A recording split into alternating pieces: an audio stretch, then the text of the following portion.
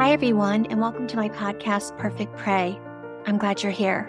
My name is Dr. Christine Marie Cocciola, and I'm a licensed clinical social worker and have a doctorate in clinical social welfare, where I researched coercive control and the impact on both adult and child victims. Most importantly, I am a survivor and a protective parent. Victims and survivors of coercive control are never to blame. But I chose the name Perfect Prey because coercive controllers, who are individuals who apparently have characterologically disordered personalities, do choose who to prey upon. They choose people who tend to be agreeable and conscientious, perhaps loyal to a fault, fixers, optimistic, and empathic. Or these coercive controllers prey upon those who are most vulnerable, including our children. It's part of their plan to gain control. How do we help our children when they're experiencing systematic, unacknowledged child abuse? We need to understand how these coercive controllers, harmful individuals, attempt to exert their power over us and our children. We need to look beyond a trauma-informed lens, but also layer it with a coercive control lens.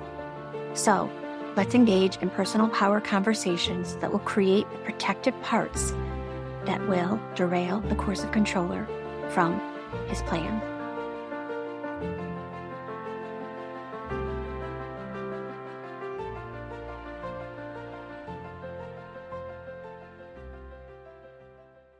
Hi, everyone.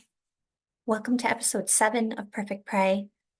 Last episode, I focused on this concept of compliance as an act of survival for our children. I read you the letter that I've written from the abuser to his child. I also have it on YouTube if you want to check out my YouTube channel. The purpose of this idea of thinking like the abuser, is really trying to understand how harmful these individuals can be. They are intentional and often delusional in their thinking. They believe their own lies. Thinking like them and recognizing what they're thinking empowers us to strategize better and to understand what our children are experiencing. These people are extremely calculating, and we have to capitalize on this ability that we have as people who experience their abuse. What happened to you is happening to your children. Sadly, I think I have acquired the gift of thinking like these abusers. And oftentimes, when I explain to a victim that I believe the motive of the coercive controller might be whatever it is, I'm surprised that they are surprised by my explanation. Sometimes shocked, disbelief. And then I remember how for so long I didn't want to believe the abuser was capable of doing so much harm. So I want to be really clear that your brain, as we've talked about before, probably doesn't work this way. But the best way to support our children is to begin thinking like these people. Your brain doesn't want to allow you to see that someone is so harmful, particularly someone that you loved, someone that you shared children with. And this is probably the reason why many of you stayed for an extended period of time. But our personal power is gained when we can actually begin to predict what they're going to do, what they're going to say. And the only way we can do that is if we think like them. Everything, again, that's happened to you is happening to your children. It doesn't matter how much time your children spend with that coercive controller. The coercive control is being exerted upon them. The more clarity we get, the more understanding we have that their redeeming qualities are non-existent. The more that we do this and we look at this situation from what I call the 10,000-foot view, the more we're able to help our children. And that's the goal here. I was on a call this past week with a mom who gave her abuser the benefit of the doubt. He offered for her to come to his house, the house they used to share, to get her personal items. Now, mind you, she hasn't seen her son without supervision for 3 months because the abuser accused her of alienation. But She went to the house. She gathered her things. And right before she was ready to leave, he came into the garage where she was and began to assert his narrative. You know, how unhealthy she is. Why doesn't she get to see her son without supervision? This all was a trap. He wasn't being generous. She fell right into it. By giving her the opportunity to get her personal belongings, which she really wanted, he set it up for her to believe that maybe he had a redeeming quality. There is no judgment here, by the way. I am not in any way, we are in no way shaming this mother. This is the issue, is these perpetrators focus on us and make us their perfect prey. He set up a trap, and unfortunately, she was in it. Thankfully, she did not become extremely dysregulated or angry when she saw him and he started to be aggressive towards her. She left. And of course, the narrative as she walked away was, "You're unwilling to communicate with me. This is why you don't see your son." I mean, thankfully, she did not react. I don't know how she held it together, really. She hadn't thought he had cameras. I wish she had spoken to me first. I, of course, would have advised her not to go, but also would have said, if you go, know that he has cameras. They all have cameras. This is their way to retain more control and to create intimidation. As Dr. Evan Stark states, coercive control is a liberty crime. This control of her, letting her walk in, exposing her in this way, is taking away her liberty, her freedom. She didn't know she was being videotaped. So again, I really want you to think about looking down at the perpetrator and the family system and seeing it from this 10,000-foot view. What is he planning? Why is he behaving this way? What is he saying and doing with your children to harm them, to harm their relationship with you? I get that this might be triggering. It's overwhelming. But really, if we don't think about these things, there's no way to intercede. There's no way to ensure that our children are not getting a different narrative. What is the story your child has been growing up with? There's a story. It's a false story. It's a false narrative. If you could write the story, and I'd love for you to do that, if you could write the story, now that you see clearly, what would the story be about you? What would the story be that your child's heard about the harmful parent, about your family, about your work, about your friends, about your hobbies? What is the story? Remember, the coercive controller loves to split the world our children live in. Things are black and white. There is no gray. Things are good or bad. People are good or bad. You are good or bad. And what you do and who you associate with is very often always bad. This is like a cult. So we start with understanding the story. It's called story scaffolding. And I would say, create a list. What are the pieces of the story that you would put on the list? Perhaps they've heard you're unstable, depressed, have anxiety. Perhaps they've heard that you don't love them. Perhaps they've heard that you had a terrible childhood.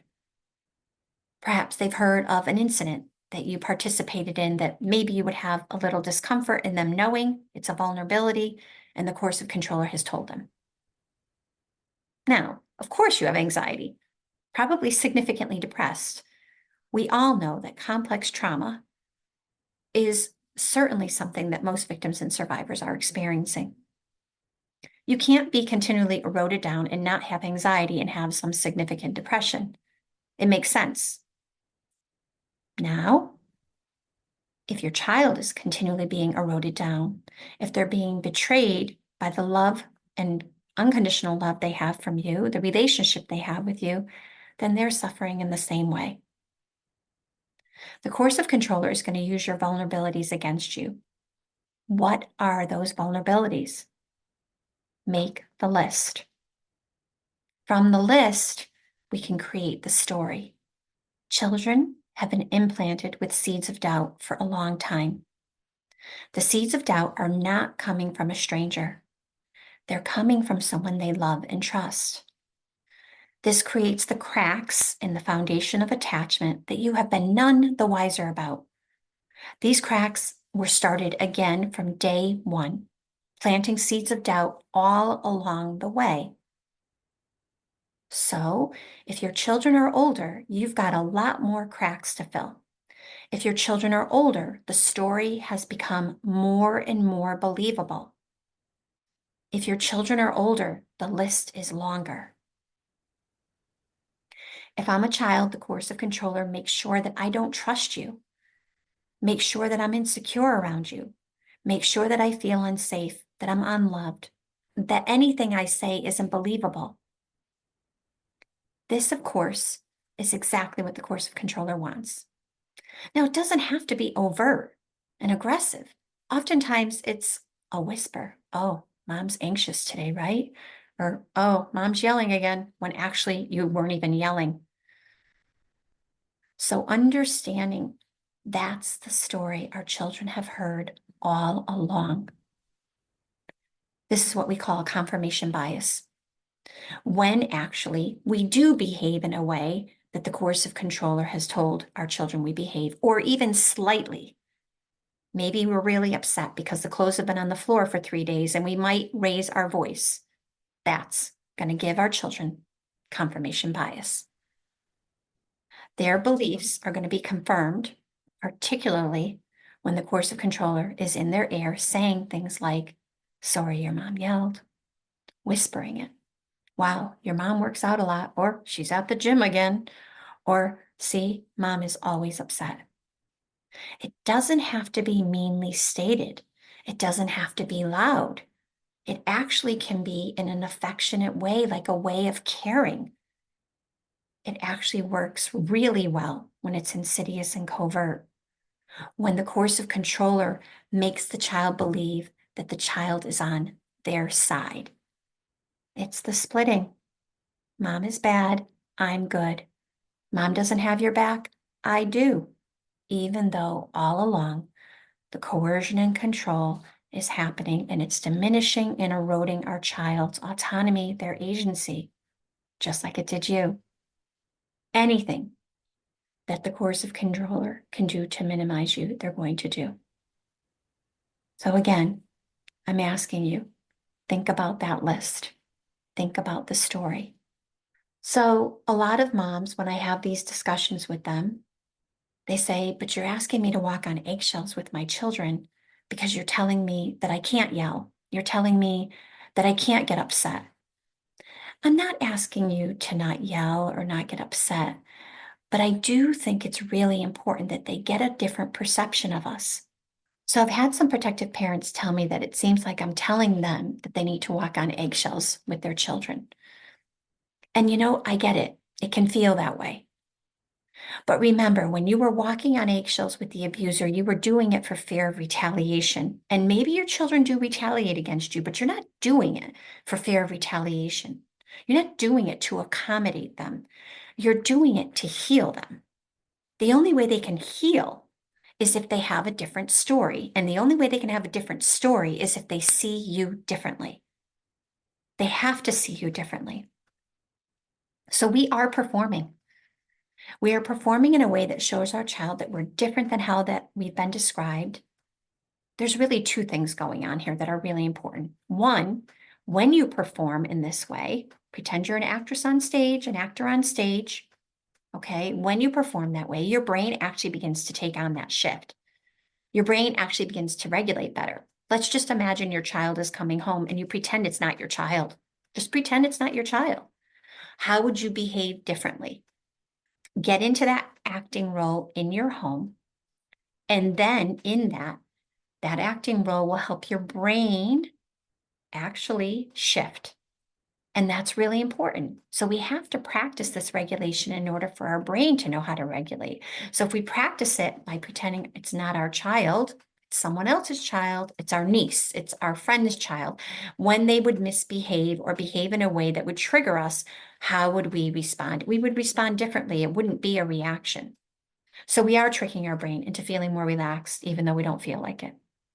Now, of course, there has to be a lot of self-care before this. There has to be a lot of practice, which is why you need the list. You need to look at that list and get your brain really seeing clearly what your child's story is. What is their story? We have to be creative about it. We have to be intentional about it. We have to be attuned to them. And so what we're doing is we're showing them that no matter what they say or do, we're still standing here. We're resilient. We're capable of handling it. It doesn't mean we like it. Everything that you bring to me, I'm going to take it on. It's not going to be personal. And I'm going to be able to give back a response that's healthy.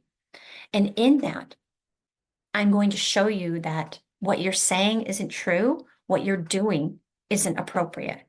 So listen, none of us are perfect. We make mistakes.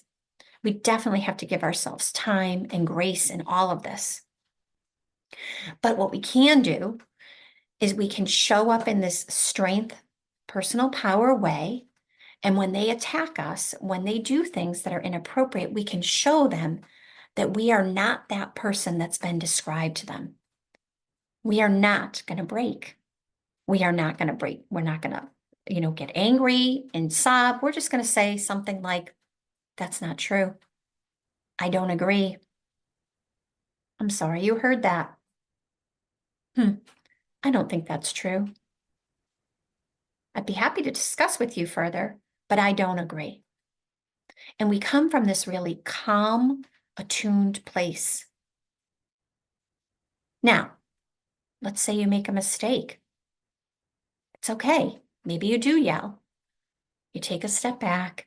You apologize. You take responsibility. You show up in a different way, so different than that coercive controller. So different. Here's the thing. They're going to that house and they have to regulate their behavior with that person. They think they have to regulate their behavior with you. They think that's what they've been told. That's the story they have, right? How do you show them otherwise? So it's really about role modeling for them exactly what we need them to do. You have agency. You have personal power. You are not impacted by their words, what they do. You're still standing there waiting for them. And you're going to be ready to apologize when you do make that mistake. You're showing them the gift of perspective. Your place, your home, you are a different person. So in episode 8, I really plan to focus on loss and grief because this process is extremely overwhelming. The grief is, there are no words. So I'm looking forward, of course, to meeting some of you in the Protective Parenting Program that I'm launching in January. It's what I love to do. I love to support and validate and educate protective parents on best strategies to guide their children towards freedom from the coercive controller. Thank you, everyone. Have a great day. Thank you for listening to Perfect Prey. You can find the show on my website at iknowyourheart.com or coercivecontrolconsulting.com, or subscribe to the show wherever you find your podcasts. I'd love your feedback, and I'm always looking for ideas on how to continue to expose coercive control as the significant harm and child abuse that it is. The best way to support the show is to rate and review Perfect Prey on Apple Podcasts. It helps others to find us. Perfect Prey is written by me, Dr. Christine Cocciola, and with the help of my amazing assistant, Sheena Pastor. Thank you, and have a great day, everyone.